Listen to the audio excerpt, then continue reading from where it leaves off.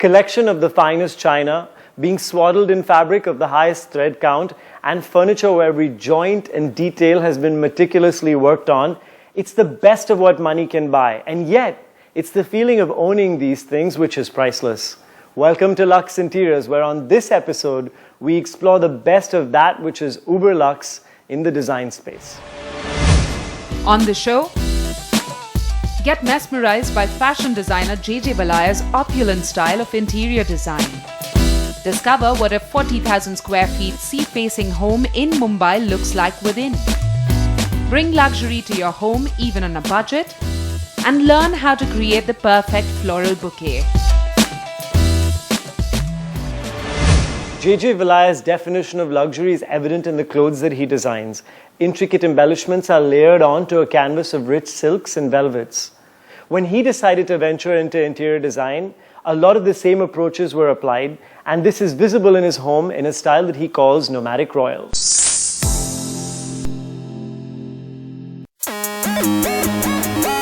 JJ Valaya's couture is synonymous with opulence, and his 7,000 square feet home in Gurgaon is simply an extension of that.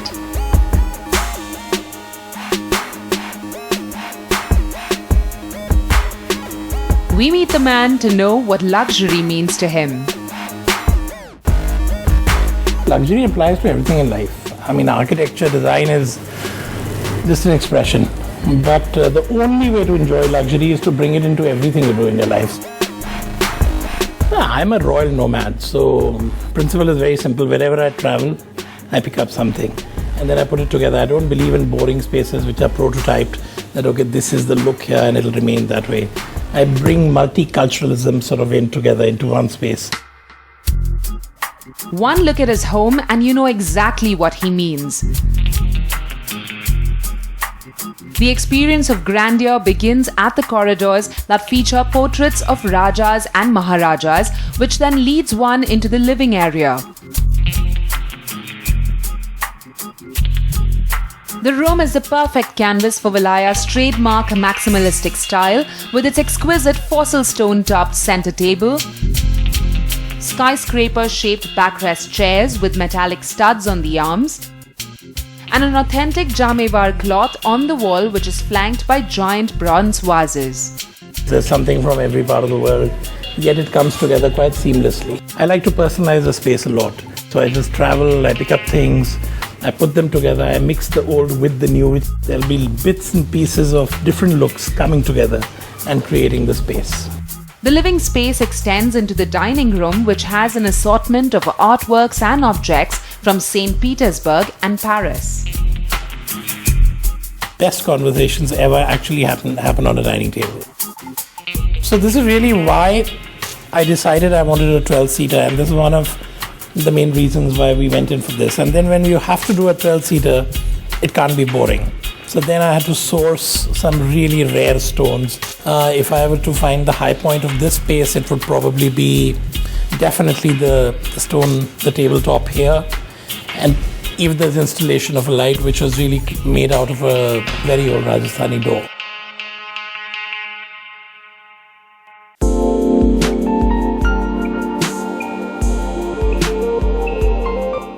The balcony, seen through the large windows of the living space, has an informal seating and a dining area.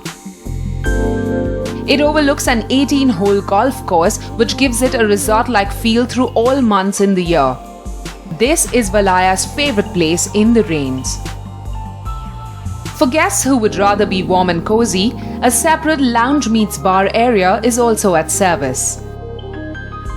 It's a trip across the planet. There's Turkey happening because these are authentic sort of kilims from Turkey. That artwork is one of my favorites because it's a gift from a very dear artist friend of mine called Satish Gupta. There's a bit of modern art here. The horse head is actually a product of Valaya home. And there again a lot of contradiction, because even in a situation like a bar, I've actually mixed 6 mediums in a single unit, from veneers to stone to chrome to mirror to leather and brass. Contradiction. And that's something I've always believed in, because I find anything normal, mundane and boring. But what if we actually put things together which you would have never thought would have worked together and then made them work. I do it in my clothes, I do it in my furniture, I do it in just about anything I design. I do it in my photography. Valaya's most precious room in the house is his study. This is where he retreats into for some quiet, creative brainstorming and introspection. So yeah, it is actually the most private space in the house, at least for as far as I'm concerned. It's also my thinking room. It's also the space where I just block everybody out. Nobody enters this when I'm in here. It's also surrounded by books. It's got chevron, black and white, which I absolutely love. I mean, it's a signature pattern of ours actually, but we've printed our own furnishings and used them. I think it's a room of contemplation, and I think it's very important to have a space in the house which one can actually dedicate to oneself.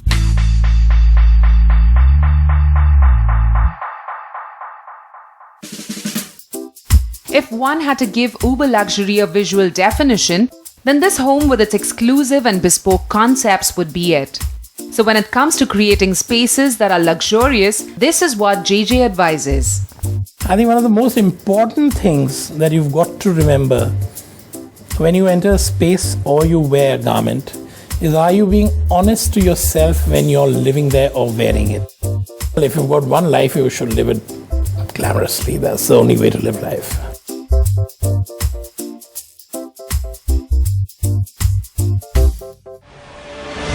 You can bathe your space in luxury simply by lighting it right. When you think opulence, think glass and crystal chandeliers. Illuminate your space with our shortlist. They are grand, with hints of gold, perhaps even some silver. It's always elaborate, occasionally a throwback to the past, and that's the sort of lighting we recommend you bring home when aiming for sheer glamour.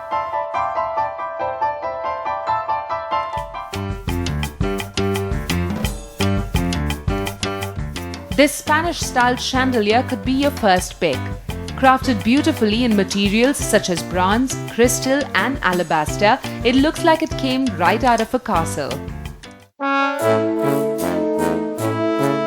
If you are looking for a way to create a classic yet distinguished statement, this bohemian crystal chandelier with its honey amber crystals from KAPUR lights will do just that for you.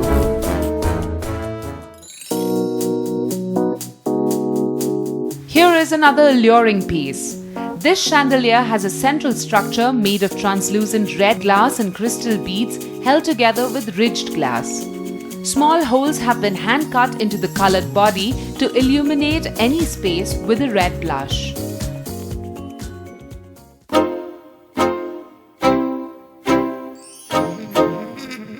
Throw in a goth twist to your luxe concept by opting for this chandelier from KAPUR lights.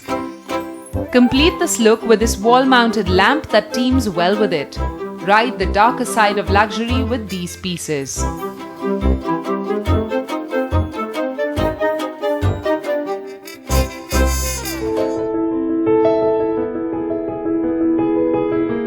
And finally, if you want to keep it warm, you have the choice of this chandelier with its hand-cut crystal drops complemented with a metal coating for effect.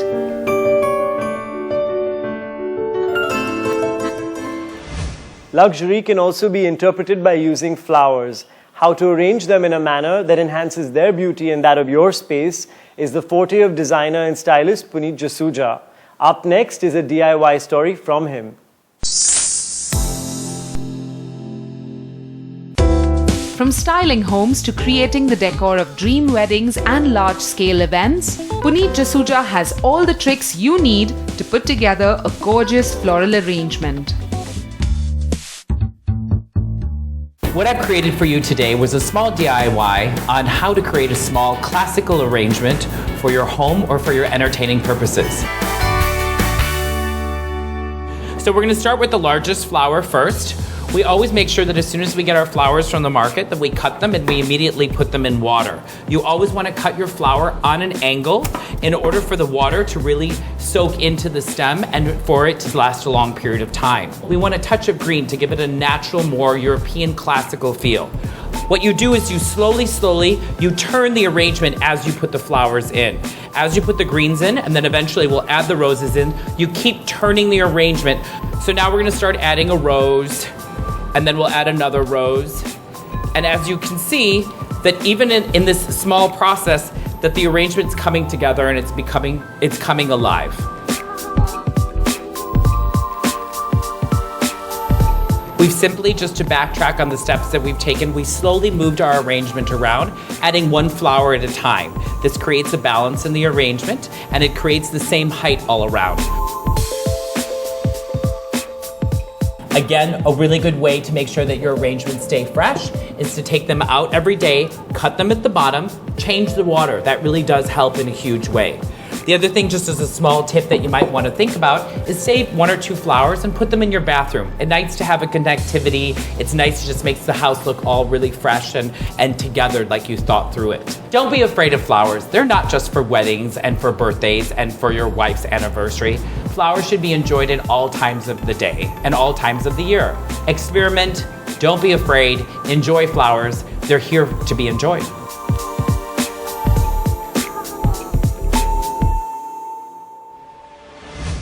More Uber luxury when we come back.